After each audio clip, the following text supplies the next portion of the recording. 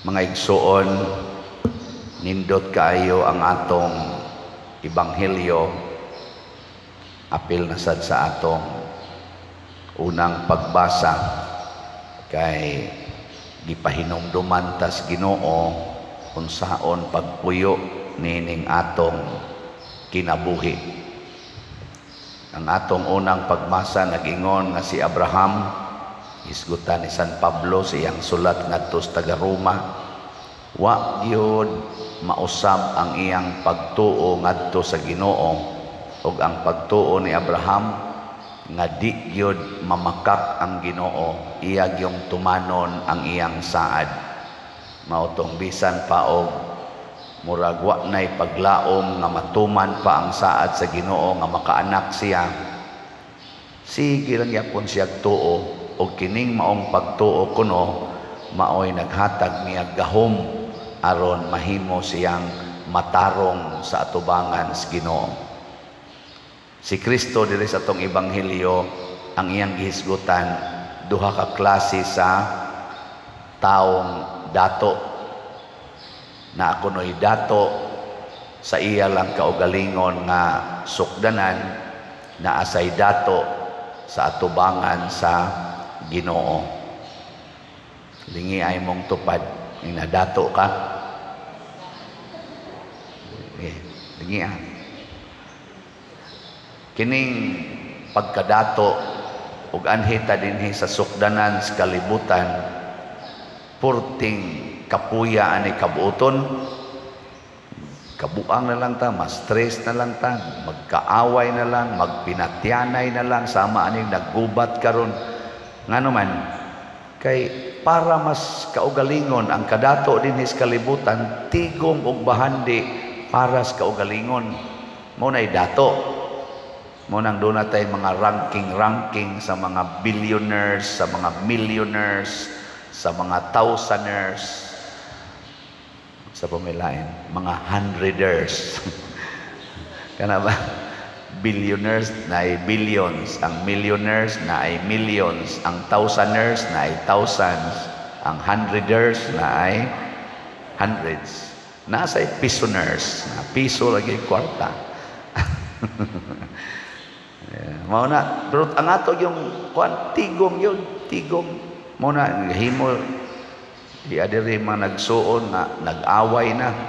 Yan, ingo na ang usa ngadto ni Jesus, Lord, may magyug kay ka mo himog pamalandong, ingna raning akong maguwa nga bahinan ko katigayunan.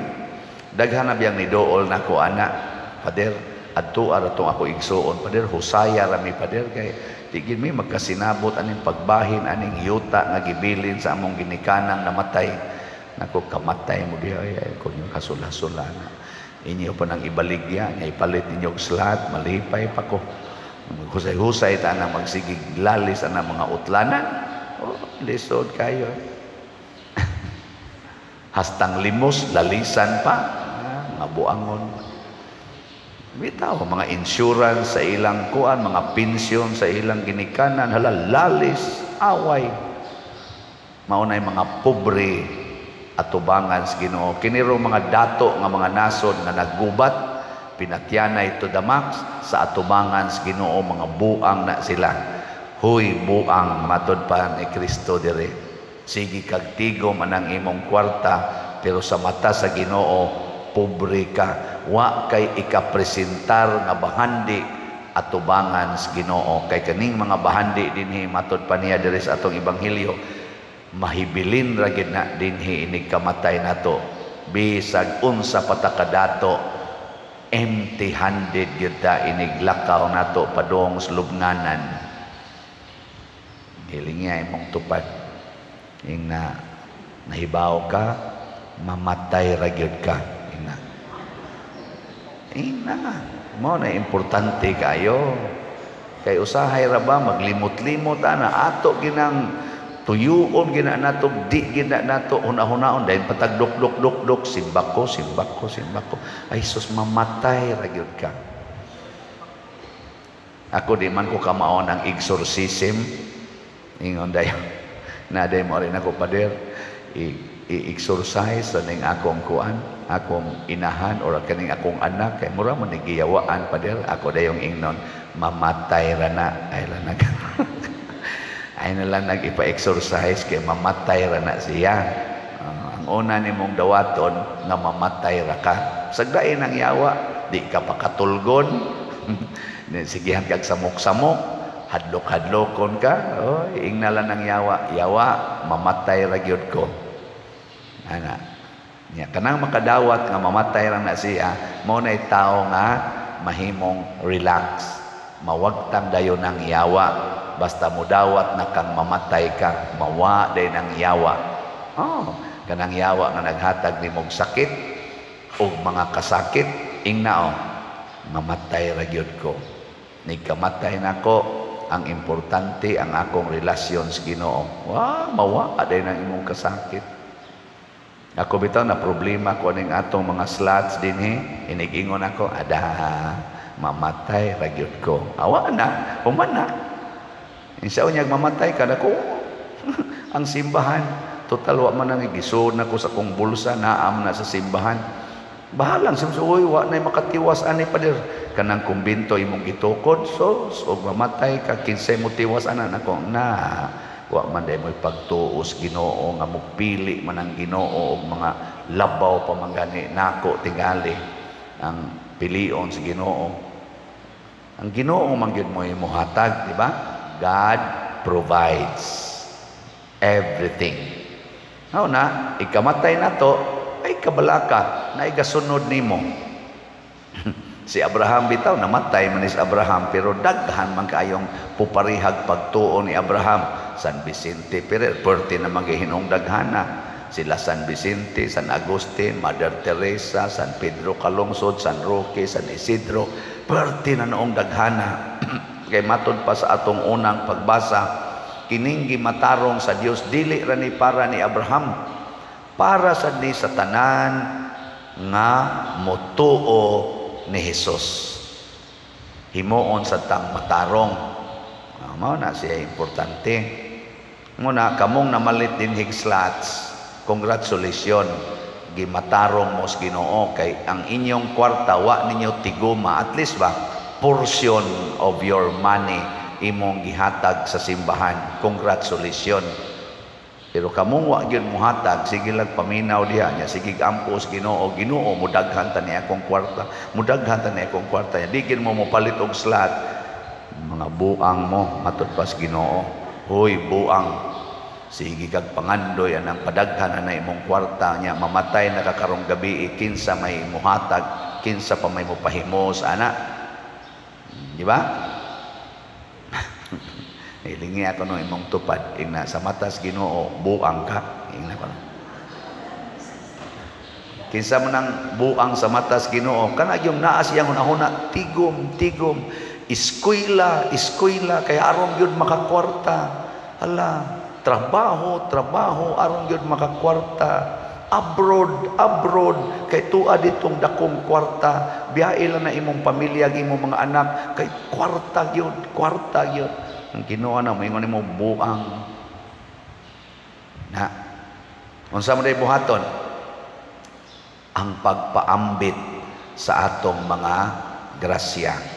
Tanan gyud ipaambit. Saman. Okay, mana?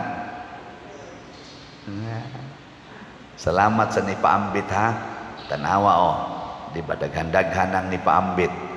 Ang atong holy pads or holiness, peace, and divine salvation nga slots para sa retreat sa mga pari na anay total nga halin nga 81,714 slots. Pakpak. Gamay na lang kayo nahibilin. 18,286 na lang. Basig din na mo kapalit ani. So dinis atong parokya, ang atong halin 56,347. Nya dito sa atong kaning mga charismatic community sa CCRs nga mao gyud nag-partner ani sa arsobispo, sila gyud main mover ani. Doon na sa sila dito nadawat na 25,367 slots.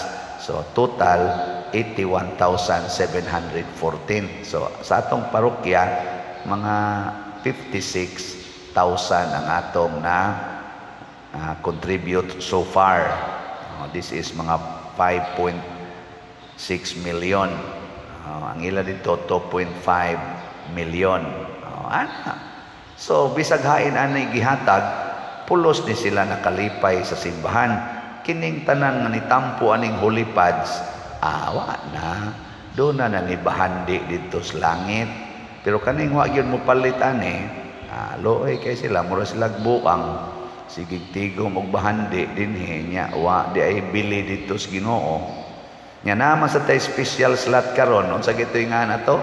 CTO. Crescenciano T. Ubod. Para ni sa akong birthday kay manghatag ko og 3,600 kay musay sinta naman ko. Muna doon ako'y 60 nya 60 katag 65 kilo packed rice para sa 60 katag 60 nga mga kabos na pamilya dinhis atong parokya. Mga 3,600 families ang akong gustong hatagan og 5 kilo packed rice during my birthday.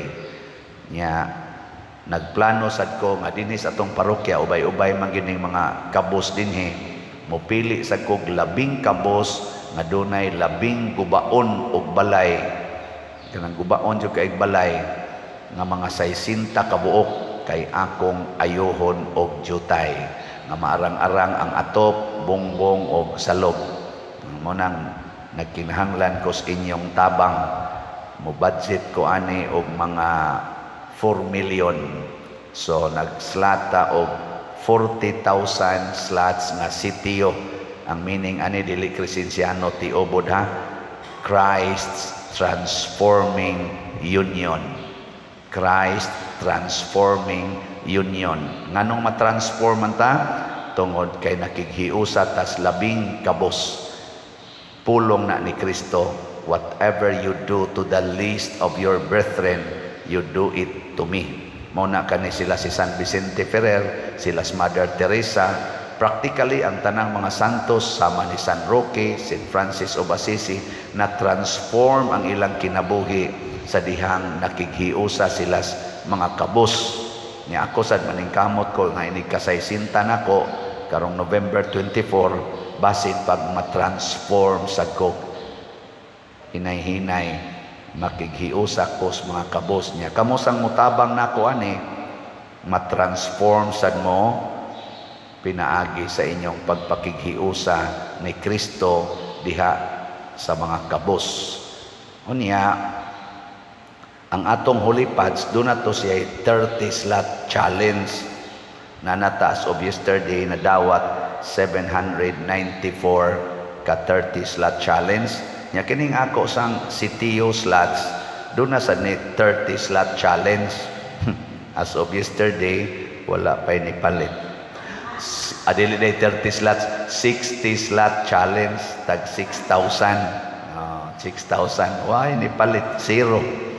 Pero nanay halin sa slot as of yesterday gahapon man ni gasugod nanay halin na 331 ka slots. Pakpak. Basin pa di ay matuman ni akong damgo. Wa naman ko magunahuna ng program kanang dinner. Ayaw na lang na siguro o nato ning akong gidamgo nga makahatag kog mga bugas o makaayo-ayo kog balay sa mga kabos. Daghan naman kog balay nga gipaayo o gitabangan, gitukurag balay in my 19 years sa pagkapare, dili na ko kaihap no.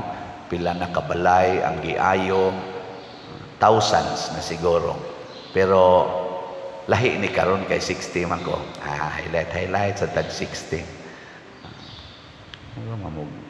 Nag-uol na maghimo ta ani mo og di sagod mo apil ay na lang sagud apil gon magul-guol pagin mo diha nganong inyo po munang problemahon. So naatay 331 na ka slots nga halin tag 100 ra man per slot. Nya sa ato sang investment slot kadtong DSAP. Pasalamat tas Ginoo, niabot nag 87 ang atong halin. 87 slots. Yes. 53 slots na lang ang available. Tag 500,000 per slot ni siya. Naman pang tandugon ang Ginoo. Doon nabitay ni Anhi dinhi nga dili taga ato, taga laing lugar nga wa gyud ko kaila sila sad nangminaw ra sad nako. Nya naalay gihatag nga opportunity ang Ginoo nila nga natagaan sila kwarta nga 500,000 kapin. Ila dayong gidhato diri ang 500,000. Mga yano kay mga naong. Pero nihatod sila gahapon sa ilang mga slots. Kanindot, mga dato kay ni sila atubangas Ginoo. Pero di ko tingali to sila dato yun nga kuan kay mga yanom kay mga naong parihara man sad nako.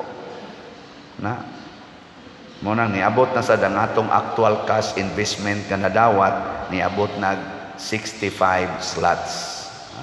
Pagpat masad.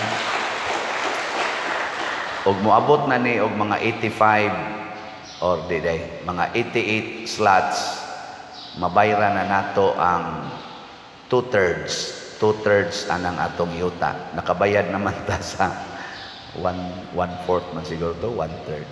Diday 1/4 pa. 24 million man to atong gibayad niya. Mga 70 man ni siya. Pila man ang 24 million sa 70 million. Ibaw mo.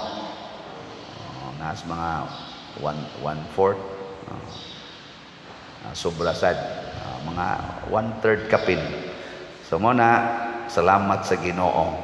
Nya kining tanan ato ning gibuhat, dili gid ni para sa atong personal, para gid ni sa simbahan. Kay ini ka realize aning atong fundraising projects, mahimo man gid ni siyang kalambuan sa simbahan, kalambuan sa atong katilingban, mo may atong gidamgo aron sa mata sa Ginoo dili personal ang bahandi atong tigumon, kung dili communal, community, the community of the believers, ang simbahan. Mo na maingon sila dato kay nang simbahan Paderoy. Dato lagi pero ang tag-iya ana dili usa ka tawo, the whole church nya himuo na siyang i-distribute ngadto sa mga kabos. Doon nalay panahon nga ang atong mga leader sa simbahan sama sad nako nga pare matintal mis kwarta. Mo na imbis unta ang kwarta among i-distribute ngadto sa mga kabos, mahimo na hinuong personal namo nga asset ang kwarta sa simbahan. And that is wrong. Mahimo sad mi anang mga buang.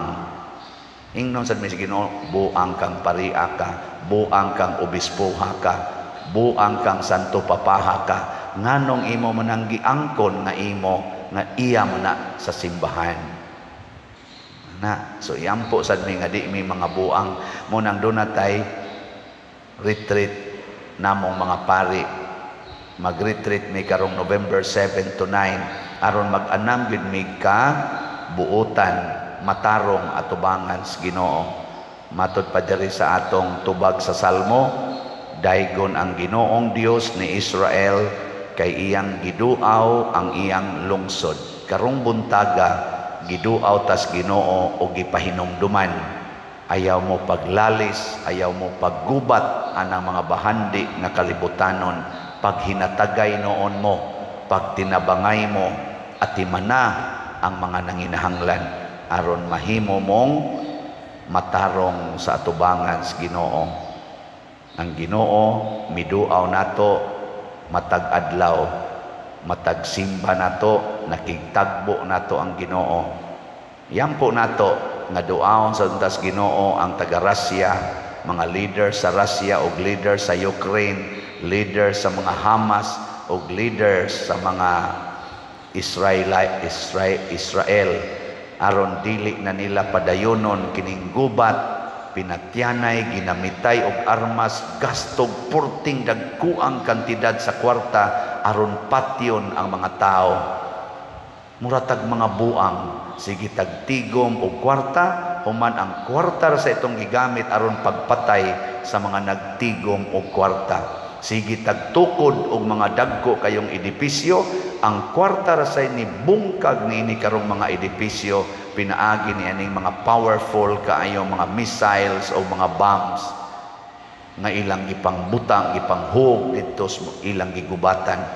Muratag mga buang, kanabang buang bitaw, tanawa ra ng buang na siya'y tigomon, unya man ilabay.